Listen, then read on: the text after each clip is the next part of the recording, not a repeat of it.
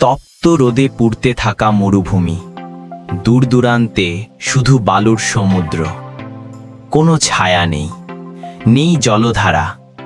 এই নির্জনতার বুকেই জন্ম নেয় এক চিরন্তন দ্বন্দ্ব, সাপ আর নেউলের।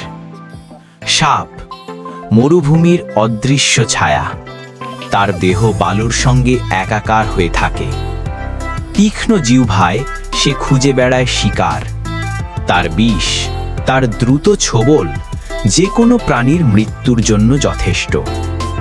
অন্যদিকে নেউল, ছোট দেহ তবু অসীম ক্ষিপ্রতা, বালুর মধ্যে লুকিয়ে থাকার অদ্ভুত ক্ষমতা। তার দাঁত ধারালো, তার চোখে অটল সাহস। সে জানে সাপের সামনে দাঁড়াতে হলে ভয়কে জয় করতে হবে। তাদের শক্তি সমান। সাপের বিষ যেমন মারাত্মক, তেমনি নেউলের গতি ও বুদ্ধি অবিশ্বাস্য।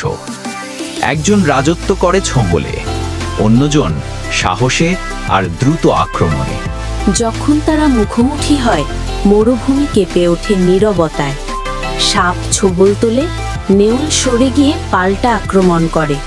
বালুর ঝড়ের মতো চারপাশে ঘুরতে থাকে তাদের লড়াই।